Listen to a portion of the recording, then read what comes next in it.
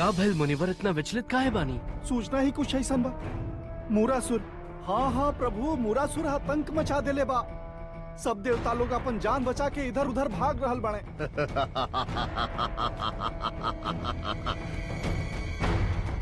कृष्ण, यदि शांति चाहत बाड़ा तो हमरा साथे द्वंद्व करा। जे विजयी होखी ओके द्वारका और इंद्र के अमरावती पुरस्कार स्वरूप मिली।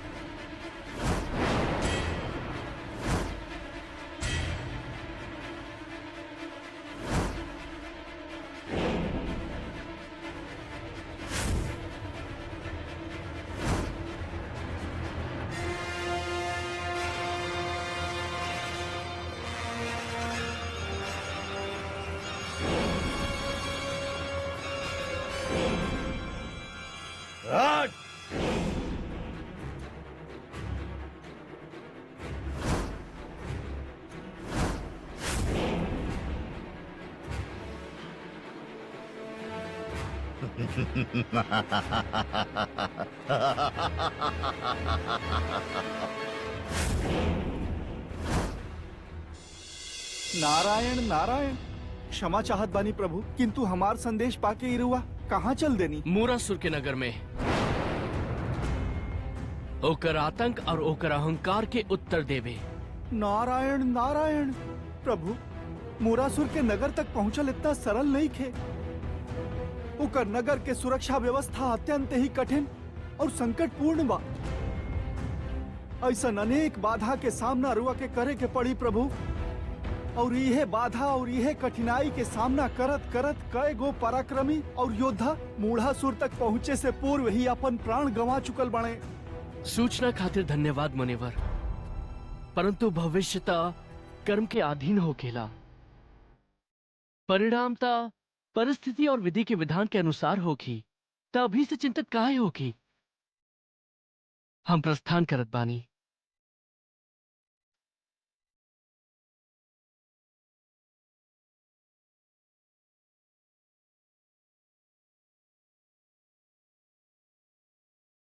नारायण नारायण।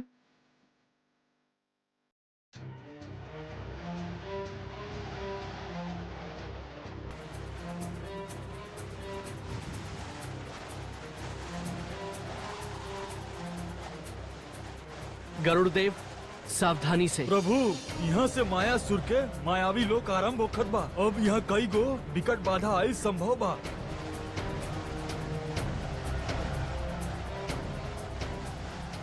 गरुड़देव, इता अंतहीन पर्वत श्रृंखला बा। दूर दूर तक एकर कोनो छोर दिखाई नहीं के दे रहल। प्रभु, एके पार तो करही के बा। देवर्षि नारद उचित मार्गदर्शन कैले मूरासुर नगर के दुर्गमता बना रख ले बा।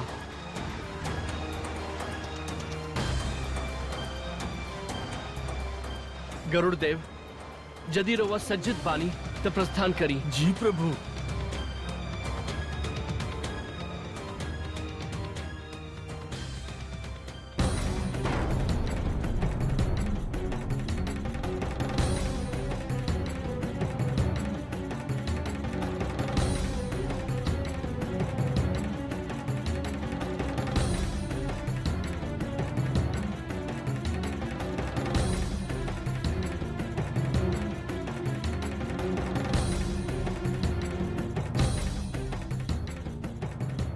गरुड़देव, रउआ समक्ष एगो और बाधा बा।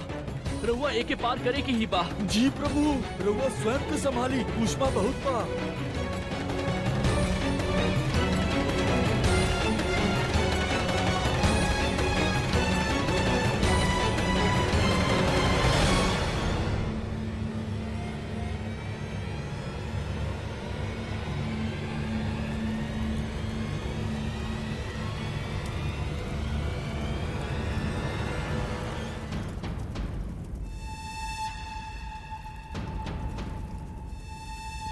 हमने ये बाधा के भी अवश्य पार कर लेब।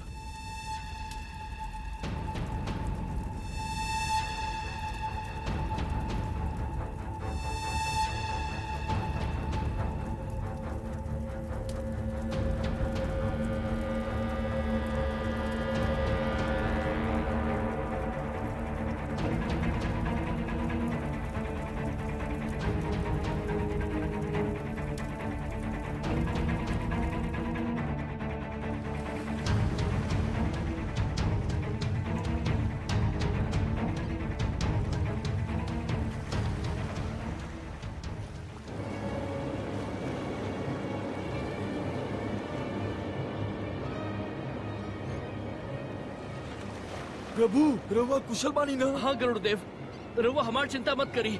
रउआ केवल अपना उड़ान पर ध्यान केंद्रित करी।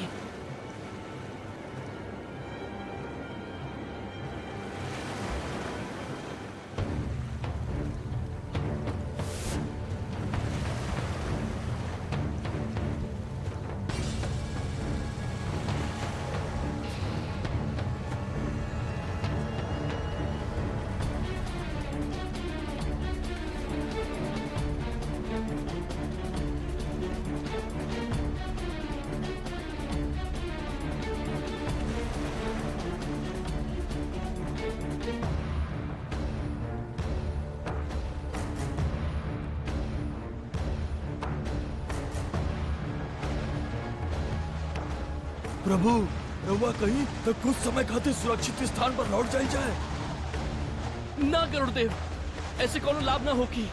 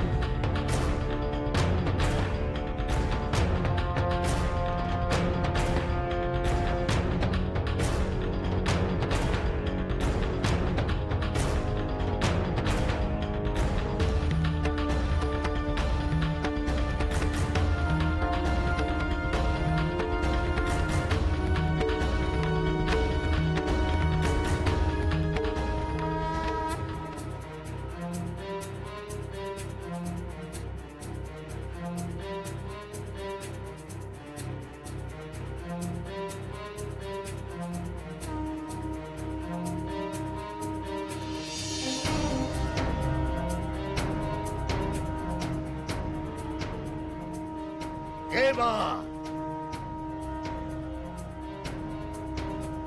केबा के हमार विश्राम में बाधा डल्ला के मुरासुर, तोहार इहे इच्छा रहल ना कि हम तोहसे भेंट करे आई? देखा, हम आ गइल बानी तोहार निमंत्रण पर।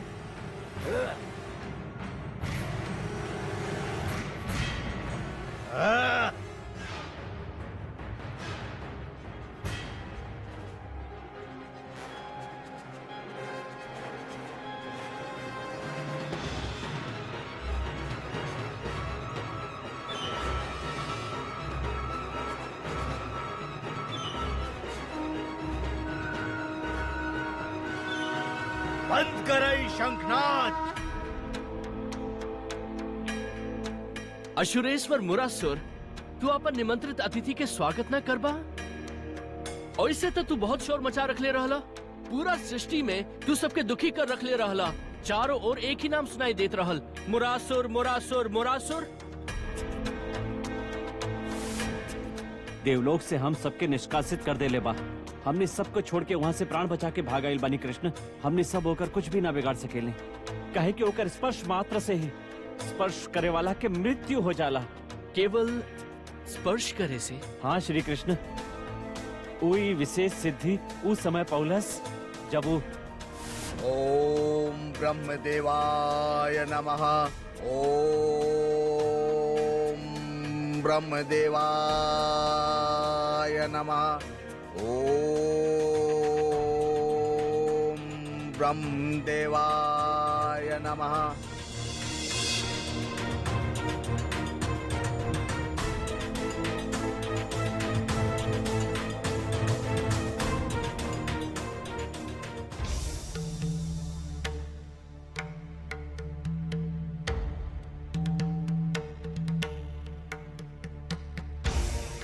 प्रणाम ब्रह्मदेव। प्रणाम। कहा मुरासुर, का चाहत बड़ा? हमार तपस्या से प्रसन्न होके खातिर हम राउर आभार प्रकट करत बानी। ब्रह्मदेव, हमके ऐसन शक्ति प्रदान करी कि हम जवन प्राणी के भी छू ली ओकर प्राण चल जाए, फिर चाहे यम होखे या अमृत पियल होखल देवता। तथास्तु। तुहार इच्छा पूर्ण होखे प्रणाम ब्रह्मदेव।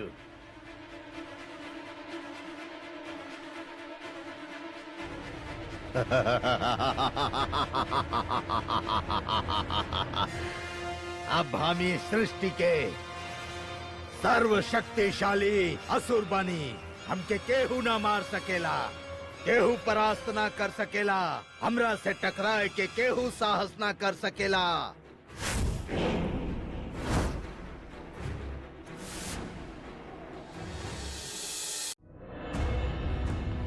मुरासुर अपन सिद्धि के शक्ति के कारण अहंकार से भर गईल बा। सब होकर स्पर्श से दूर रहेले कृष्ण, कहे कि ओकरा से कोनो भी प्रकार के द्वंद्व के अर्थ बा अपन मृत्यु के बिना लड़ले ही वरण कईल। ऐसन में प्राण गंवावे से देवलोक से पलायन कईल ही उचित लागल। रवो विचलित मत होके देवराज।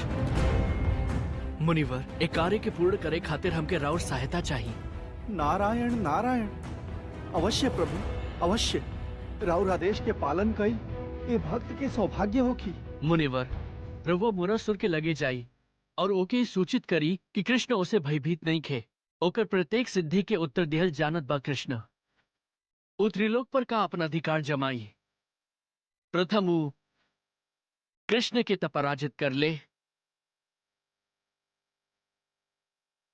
मुनिवर, ओके हमके चुनौती देवी खातिर उकसाई और कही जे भी विजयी होखी द्वारका और अमरावती पर ओकर अधिकार होखी। नारायण नारायण, उत्तम, अति उत्तम प्रभु। अब हमके आज्ञा दी।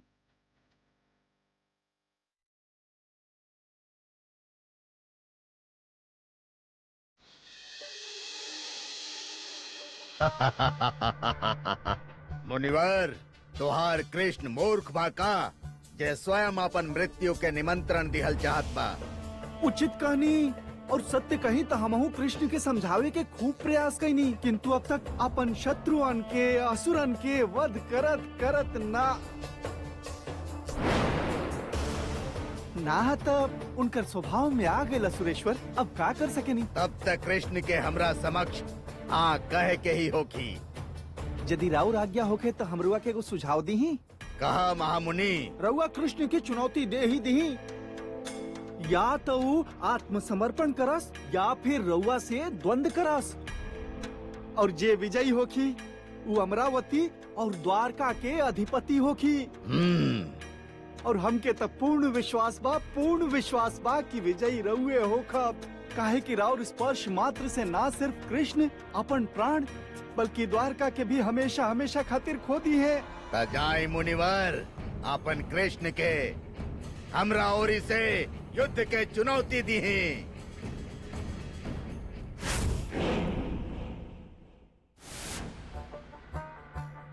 तू बड़ा कृष्ण ये 5 बाधा के पार कर लेलास। आशा करत बनी कि तोहके कोनो चोट ना आइल होखी।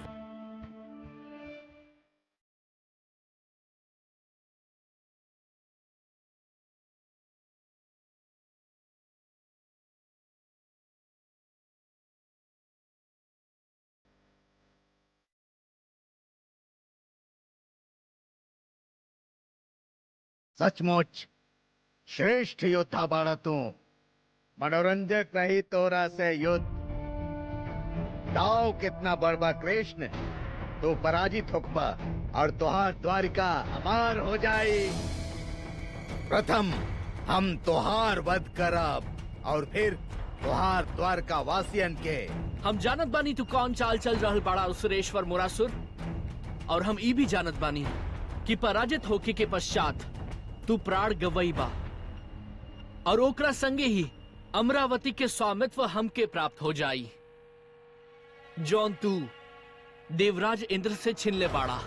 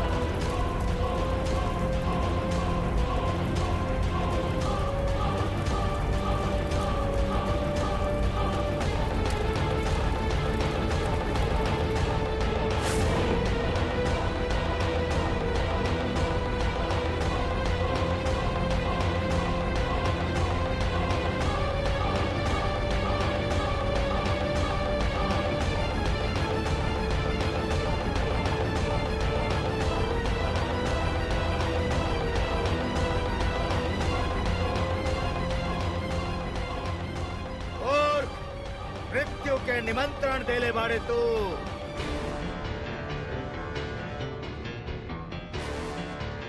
जोन योद्धा केवल शब्द से लड़ेले, उनका खातिर ये मुखभेदी बाण बा हमरा लगे।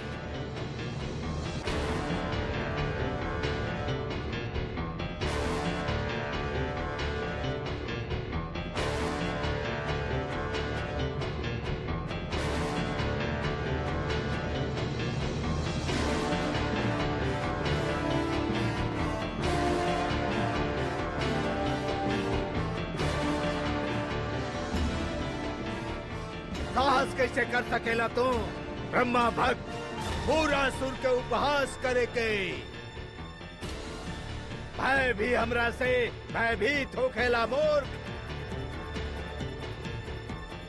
हम तो हर एक बात पर विश्वास ही ना कर सकेनी, काहे कि सत्यता ई बा कि तू हमसे भयभीत हो रहल बाड़ा। तबे तो हम देख पा रहल बानी कि तोहार हृदय कैसे कांप रहल बा, और हमार क्षत्रिय धर्म कौनो भयभीत व्यक्ति जेकर हृदय कांप रहल होके ऊपर वार करे के आदेश ना देला।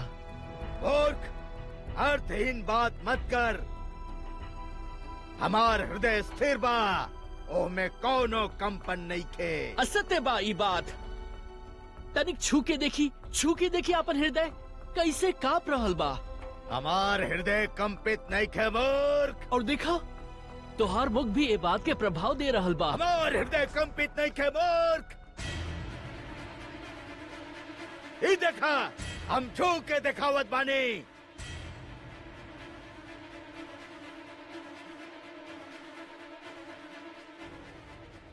हाँ?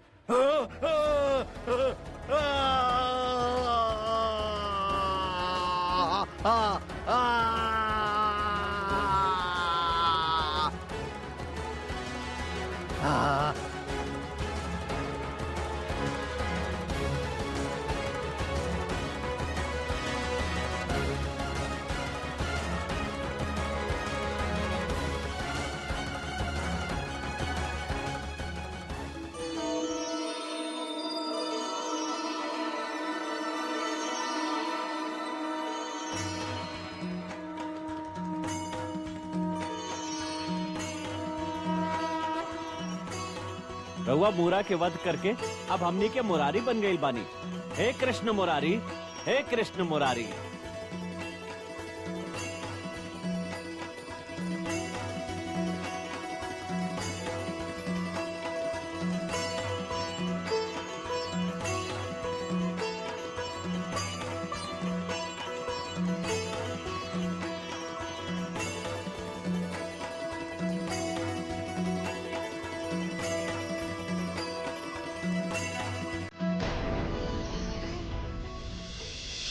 भविष्य के आधार पर सब आज के निर्णय लेवे के चाहेले।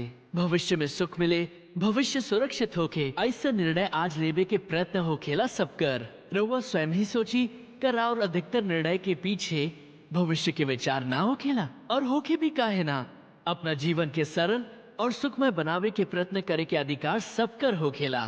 परंतु भविष्य तक केहू नहीं के देख ले, ओकर तक केवल कल्पना ही करी जा सकेला। एकर अर्थ ई बा कि हमनी के जीवन के सब महत्वपूर्ण निर्णय हमनी केवल कल्पना के आधार पर ही करेनी। तनिक सोची।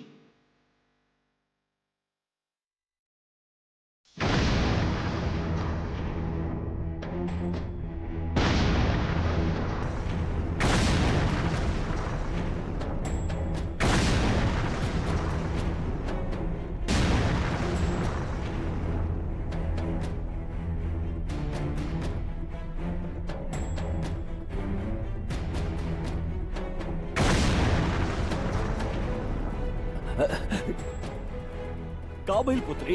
याद नहीं खे बाबा, कुछ धमाका के ध्वनि जैसन सुनाई देलस। धमाका? भागो पुत्री, भागो।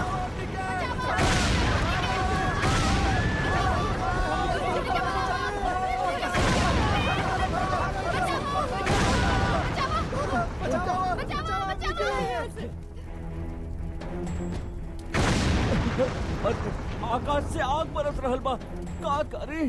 प्राण बचा कर कहाँ भागी?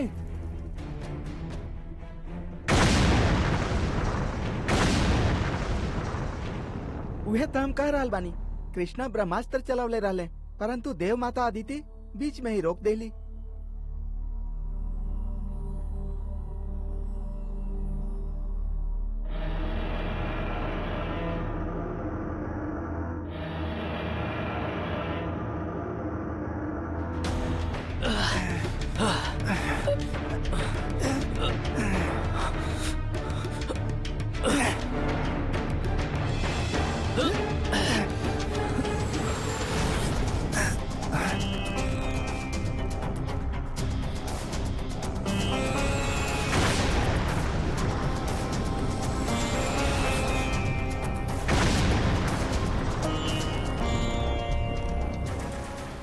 अंतरिक्ष में विस्फोट, दाऊ उल्का पिंड के अग्नि तक पृथ्वी की ओर आ रहल बा।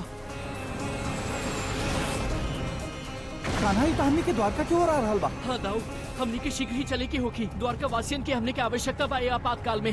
हाँ चले।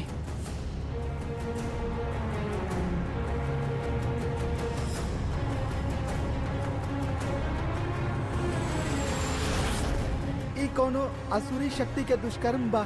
तो अब हमनी का करी? एके कैसे रोकी? विख्यात उचित हो कि हमनी ये संदेश कान्हा तक पहुंचाएं। हाँ, उचित कह रहल बाड़ा। चलो।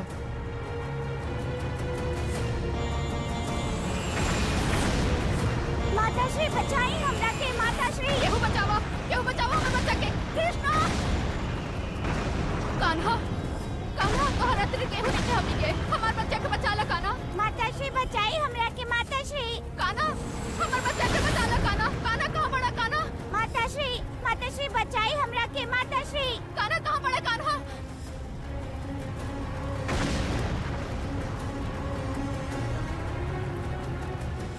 माताश्री बचाई हमरा के।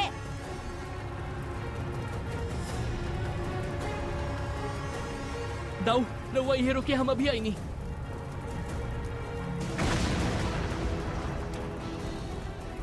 माताश्री बचाई हमरा के। कान्हा,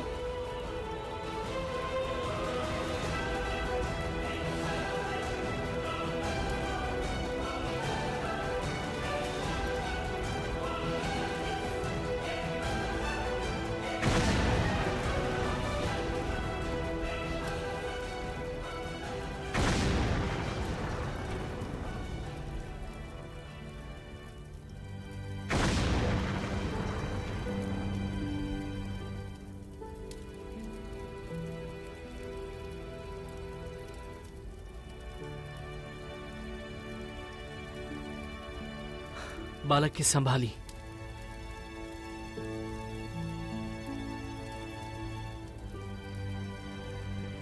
चली दाऊ।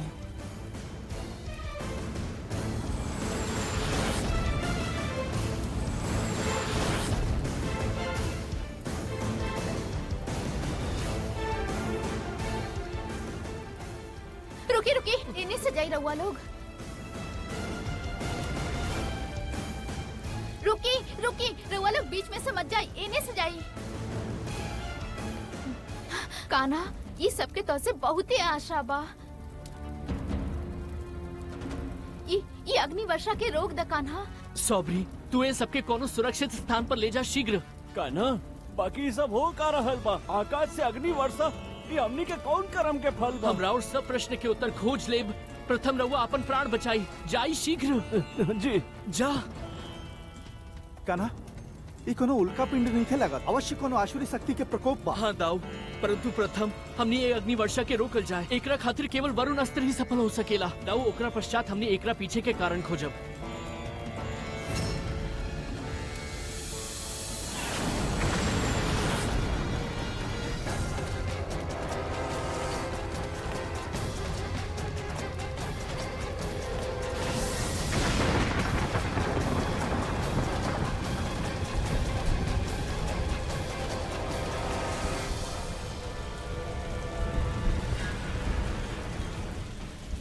चल, अग्नि तो रुक गइल कान्हा। एकर मतलब ई बा ये उल्का पिंड ही रहल।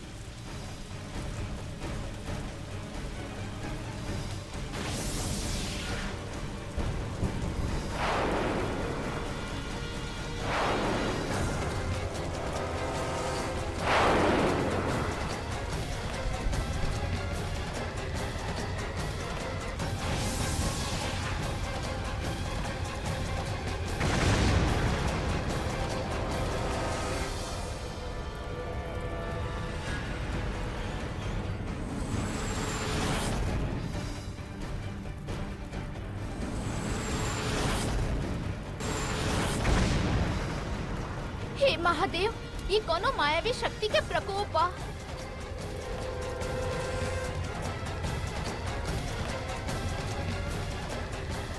कान्हा, तू का देख रहा बड़ा?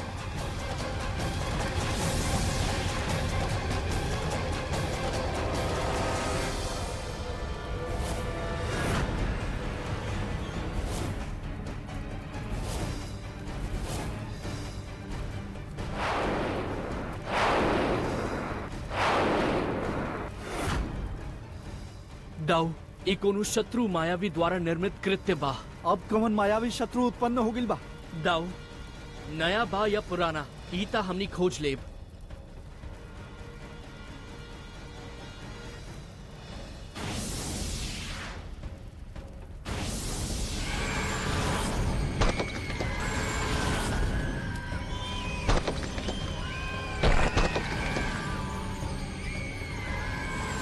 के बाड़ा तू मायाविनी या कृत्य?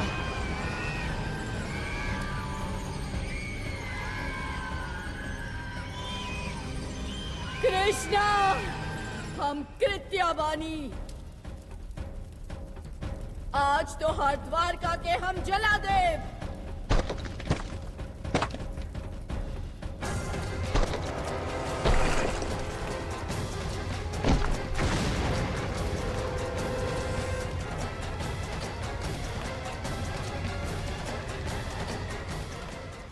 कैसे हो रहल बा ये सब? कान्हा और दाऊ हमनी के संकट से निकाल दी हैं। कान्हा बाड़े ना, तनिक उनके समय तो दी। ऐसे कैसे केहू हमनी के द्वारका के नष्ट कर दी? अरे कर भी दी तो का हो के कान्हा बा न, सब ठीक हो जाए। रहुआ लोग शांत रहे, सब ठीक हो जाए। दाऊ, खुल गई रहस्य। हमार संदेह उचित निकलल। ई विचित्र यंत्र द्वारा निर्मित कृति बिया। हाँ कान्हा, परंतु ये कृत्या के नियंत्रित करे खातिर कोनो न कोनो मनुष्य अवश्य होखी। हाँ दाऊ, राउर अनुमान उचित बा। ई हमनी के कोनो शत्रु द्वारा भेजल कृत्रिम राक्षसनी बिया और वो कहीं दूर से ए पर नियंत्रण रख ले बा। उहे तो प्रश्न बा कान्हा, कौन हो सकेला उ शत्रु? दाऊ ऊ केहू भी होखे, परंतु ए समय ऊ ये सब गतिविधि पर दृष्टि रख ले बा। ई निश्चित बा।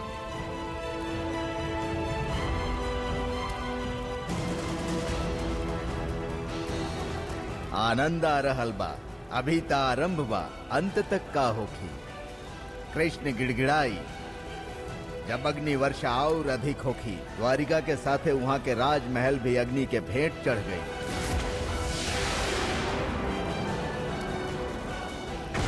हमके तई प्रतीत हो रहल बा कि कान्हा के लगे भी कोनो उपाय नहीं के ई कृत्य के रोके खातिर। हम मान ही ना सके नहीं कि कान्हा और दाऊ के लगे कोनो उपाय ना होखे। उपाय भी तो तब परिणाम दी ना, जब समस्या के जड़ पता चली। देखा कृष्ण, तोहार राजमहल जल रहल बा।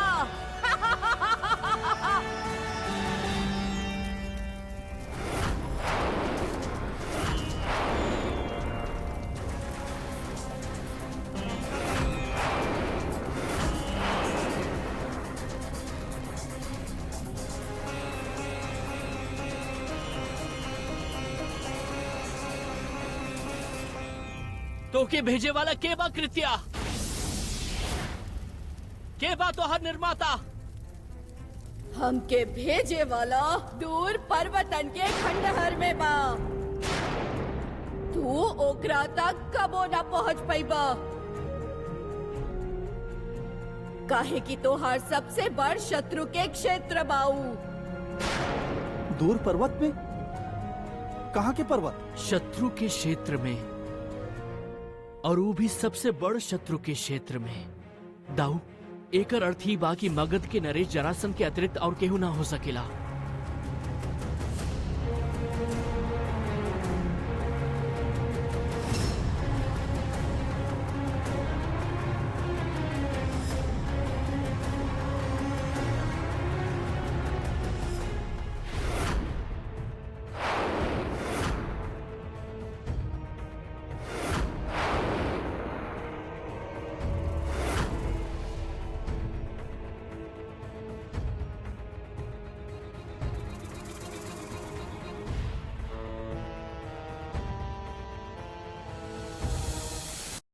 महाराज, राजमहल भी ना बची और रोह में रहे वाला भी ना बची हैं। अब कृष्ण विफल हो जाई। अब बहुत शीघ्र ही ओकर चहेता द्वारिका वासियन के ओकरा पर से विश्वास उठ जाई और फिर हम कृष्ण के आपन कृत्रिम दानवन द्वारा रउआ समक्ष बंदी बना के ले आई। अति उत्तम यंत्राचार्य, अति उत्तम। तू इतना गुणी बड़ा तो उसे प्रथम भेंट में हमके ही पता ना रहल।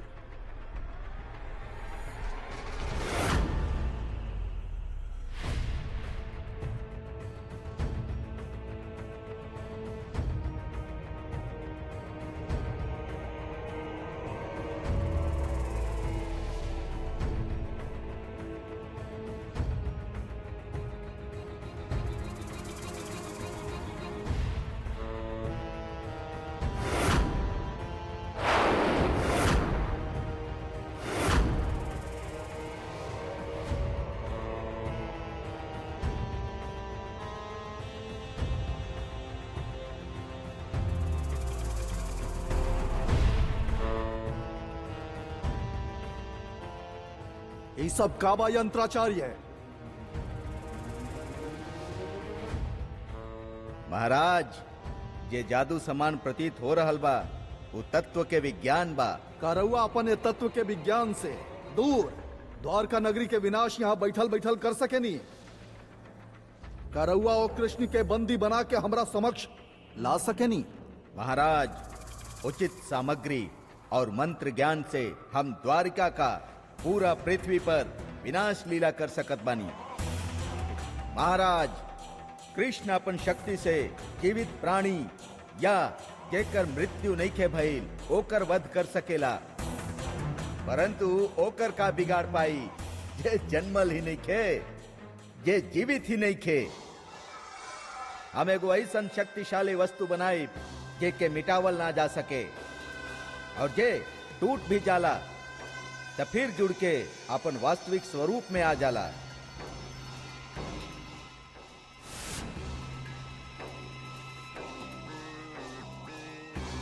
रुक्मणी, सत्यभामा, रुक्मणी। दाऊ, रोवा और देखी, हमें और दिखत बानी। खोजत रह जाइबा।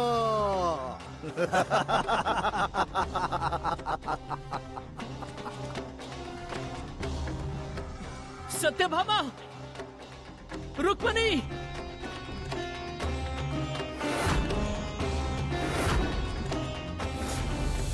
रेवती, दाऊ, यहाँ तक केहू भी नहीं खेला। महल के बाहरी क्षेत्र में जाके देखल जाओ। रहुआ विचलित मत होखी। कृष्णा और दाऊ सब कुछ व्यवस्थित कर ली है।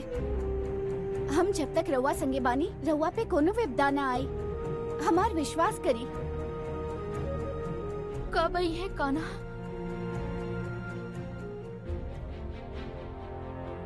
रुक्मणी, सत्यभामा, भाभी श्री, रउआ सब कुशल त बानी?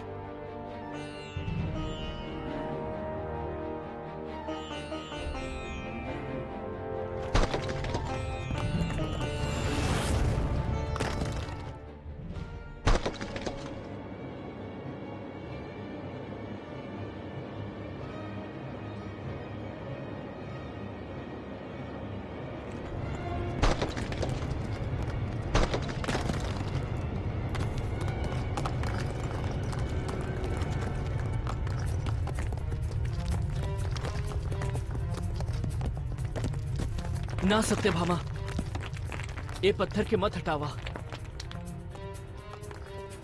हमरा लगे एगो युक्ति बा।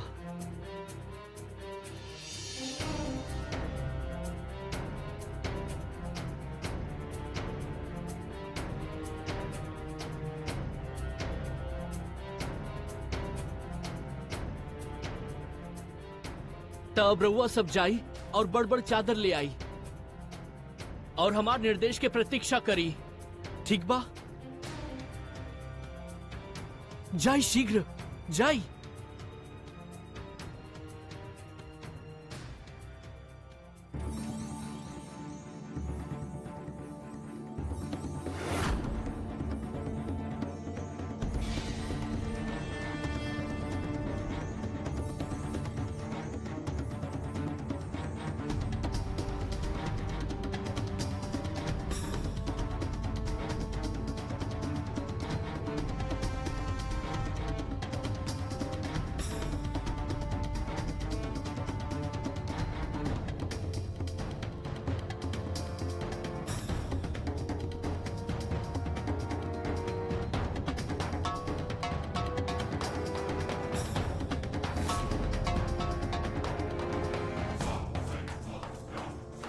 अब रउआ सब हमारे निर्देश के अनुसार कार्य करी, शीघ्र।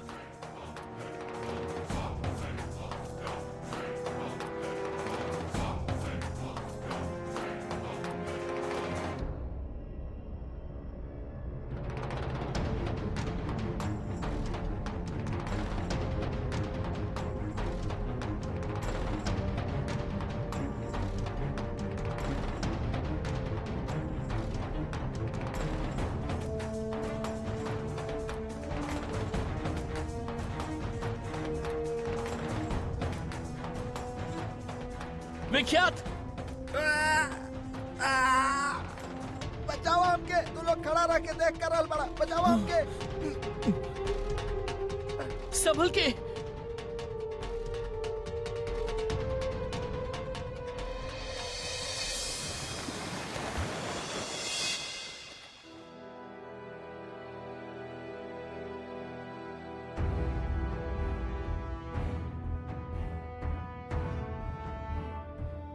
अभी कृत्य पुनः न बन सकेले, एकरा खातिर अग्नि पत्थर बचल ही नहीं खे।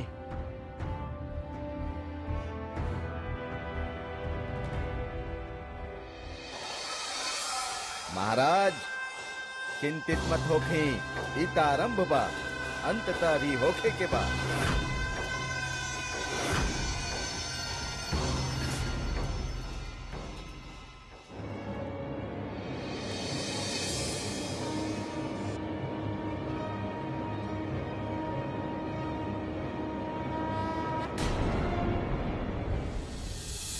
परंपरा में धर्म बसेला, परंपरा धर्म के संभाले के कार्य करेला, ई सत्य बा। परंतु का केवल परंपरा ही धर्म बा? सत्यता ई बा कि जौन प्रकार पाषाण में शिल्प मिलेला, ओही प्रकार परंपरा में धर्म होखेला।